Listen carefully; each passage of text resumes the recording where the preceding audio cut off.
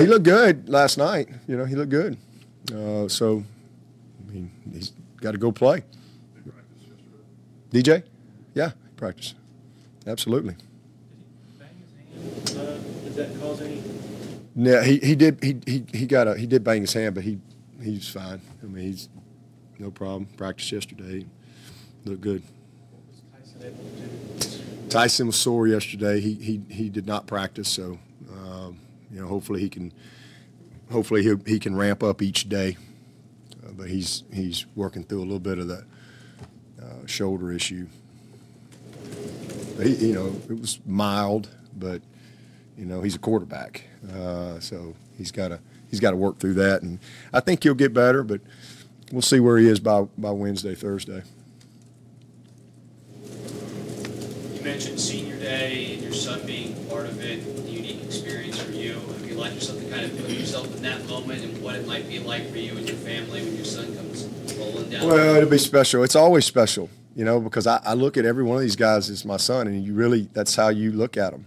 I mean, I try to coach them that way, and love my guys. And, man, these guys that come down that hill, you know, because I know they're going to be graduates, number one. That's what everything in this program is about, graduation.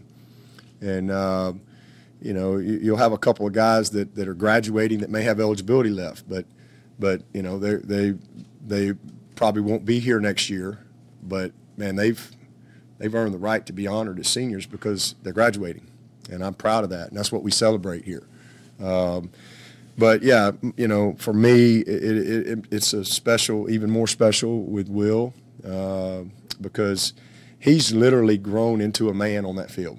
Like literally, you know, on that he has grown from a little bitty boy to a great young man on that field.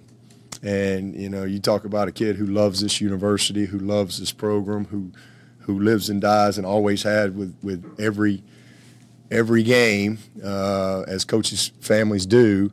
It's just been awesome. He's a great student.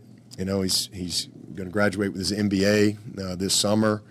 You know, it's been one of my greatest joys, you know, because he's a grinder. He just loves to compete. He loves to work to be his best. He's just an incredibly committed kid in every aspect, and super proud of him. And same thing with Drew. And his day will come as well next year or the year after, depending on whatever he decides to do. You know, with McFadden, is he planning on coming back, or He's going to come back. Yep. So he'll be our only senior next year. He and Davis. It's crazy. I mean, it really is. When you look at I mean, we literally have one senior. I mean, no seniors starters, and we have two juniors in Davis and McFadden. It's the craziest thing I've ever been a part of. So you got 5 offensive linemen that are out for the year, 5 receivers, you know, scholarship receivers that are out for the year. Obviously, Galloway as a tight end. You know, had a couple backs move on. So it's been a crazy year from a, you know, and like there's really nothing. It's just, and most of the injuries happen in games. You know, we've had some really crazy things, but it's going to pay off for us because we got a lot of guys, you know, that's going to be back, and plus we're going to add on. So we'll have a lot more of an experienced group offensively next year, and we're going to have a very experienced group defensively again next year too. You know, because we got a lot of guys that have played and a lot of guys coming back defensively that I'm really excited about. I mean, our secondary, we got a bunch of those guys back, and we got some guys coming in that are going to really help us. We got most of those D linemen are back, so you know, XT and you know will obviously be moving on, and you know, hopefully KJ and Mask will be back, but they might be guys that have to make a decision depending on what their grade is and stuff like that. But we got a lot of guys that have really benefited from some experience this year that I think will serve us well. Dabo, there was a time when that slow mesh Wake Forest didn't work very well against you guys because those defensive line just like collapsed it. Do you feel like your guys can sort of change the line of scrimmage in that fashion? Well, I hope so. I mean, you know, but you also they've had group of young guys that are now, more experienced players. They got a quarterback that really has bought into what they do. I think that's a part of it. He's not a guy that hates what they do. He loves what they do. And I think everything kind of feeds off of that. And then they've just had a lot of consistent success, and so that just kind of breeds confidence in it. But, that's the battle. We got to win the line of scrimmage. They got to win the line of scrimmage. If they're going to beat us, they got to win the line of scrimmage. And they got to win the competitive plays. If we're going to win, we got to win the line of scrimmage. We got to win the competitive plays. That's what this game comes down to.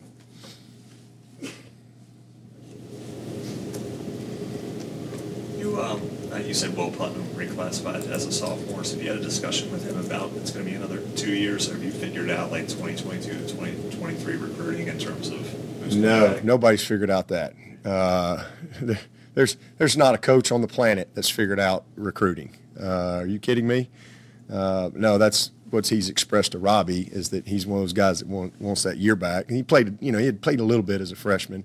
So I think he wants the opportunity to have that year, which is great. We certainly would love that, but there's nobody that's figured out 23 recruiting. There's very few that have figured out 22. We feel like we're in a good place, roster-wise right now, where we sit and who we're recruiting. Our numbers, we're going to be right there. Like, for example, our number in the OL is 15. We're going to right now we'll probably sign 2 guys. We're going to be at 15. We'll be right at our number. But something could change next week. Something could change tonight in college football. So, it's fluid in recruiting. Nobody's got it figured out anymore as far as where you can project, okay, our 23 class, here's where we are. Because you got a couple issues. You don't know how your current roster is going to shape out, because you could pretty much say, okay, you might have an attrition of a couple at a place like Clemson, but it's different now, and it's different everywhere. That's one issue. And the other issue is you got COVID, all the way through, is it 24 or 5, whatever year it is, that you got to manage that, because we don't get any relief. Everybody's got to count. This year it didn't matter, right? So all these guys, Skowski, they didn't count against we had 92 scholarships or whatever. But next year, if somebody comes back for a COVID year, they got to be in your 85. So how do you know? It's kind of hard to go to a guy and say, hey, in December of 23, do you think you're going to want to come back? Are you kidding me? These kids don't know where they're going to, which pizza place they want to go to this weekend. It's a crazy world. I've never in my life thought I would experience anything like it.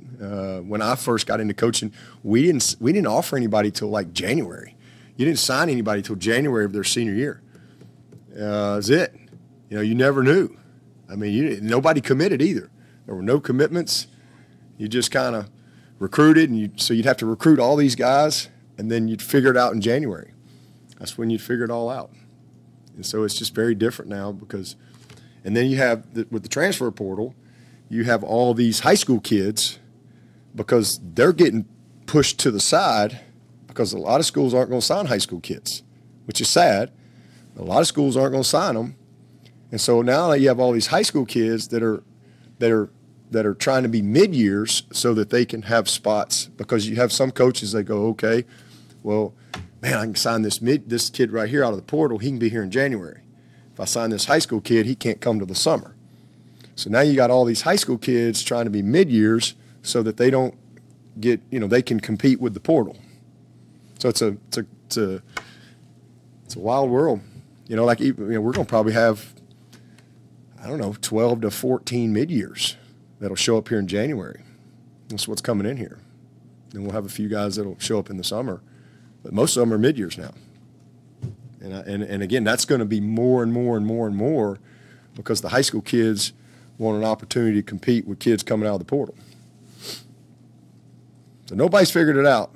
It's a daily fluid situation. I didn't draw the short straw to ask you about the transfer portal this week, I promise.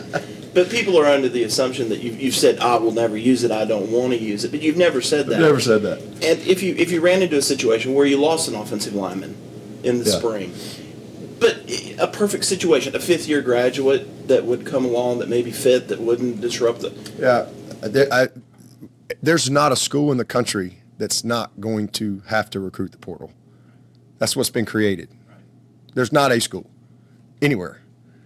Everybody is, in Division I football is going to have to deal with the portal some form or fashion because you're going to have gaps in your roster, somewhere. Because, again, they have until May 1 to say, hey, I'm out.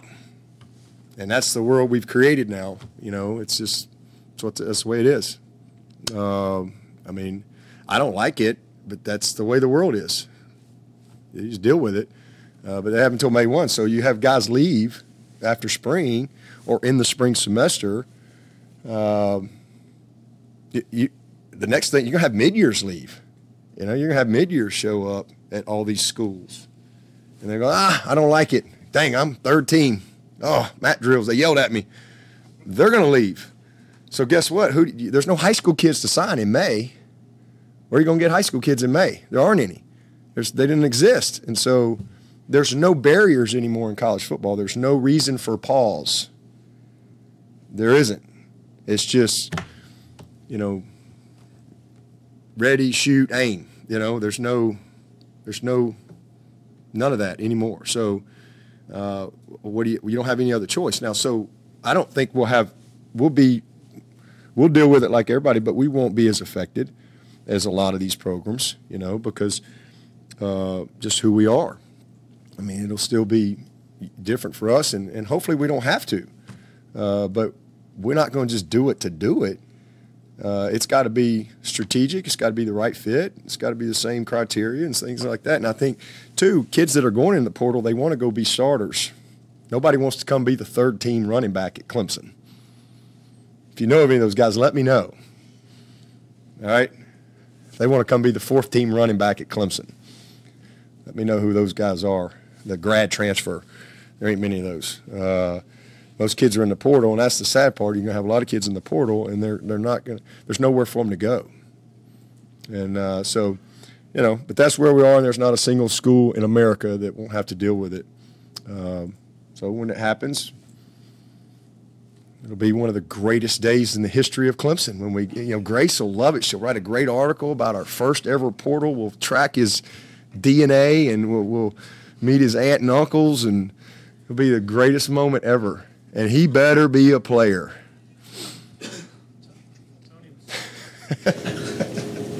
Tony was saying yesterday one of the unfortunate parts of players deciding to leave during the season is that they can just sort of, there doesn't even have to be a conversation with the coach. They can just go straight to compliance. Yeah. And has that been the case here where you haven't had Peace out. Nice knowing you. to even talk to them? I've talked to all my guys. Yeah, I've talked to all these guys. And it's just, they just want a different opportunity, and they want to have time to figure it out because they want to be somewhere in January. So that's going to happen every day between now and the end of the season. Somebody's going in the portal. Every day, somewhere, every day, and eventually people are going to quit just commenting on it because it's the norm. There'll be kids that'll go in the portal after 2 games. There's going to be kids that go in the portal that are playoff teams. Just the way it is. That's the world. It's not. It's an unintended consequence, but that's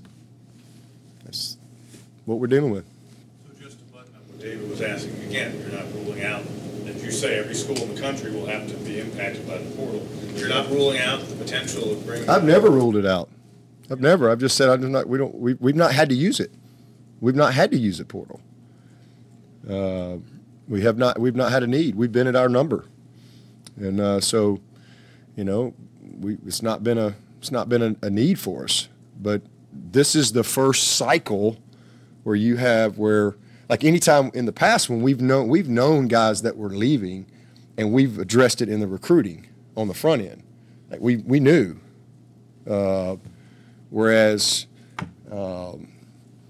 like last year, I knew Niles and Jordan were leaving. I knew, you know some of these things, but you address it. But this is, again, the first full cycle where there is nowhere to address it. And I've actually, I signed a quarterback from Stanford. I don't know if y'all remember that. Everybody said he was going to come in here and win the job. I told him up front, you're going to be my scout team quarterback. I need a scout team quarterback. I need a fourth team guy. And he wanted to get back to South Carolina. So, there was no portal, but he was a grad transfer that came in here, and he was awesome. At that time, he was thinking about getting into coaching. He wasn't looking to come in here and be the starter at Clemson. He wanted to come in here and be a part of our program, learn our culture. He was thinking about being in coaching, and he was great. He was awesome. And he'd had great experience out at Stanford as a backup guy. So, again, I think the worst thing you can do is you get a guy that's not good enough to be a starter for you, and you're not on the same page there. So that's the only grad guy. And we've had guys walk on.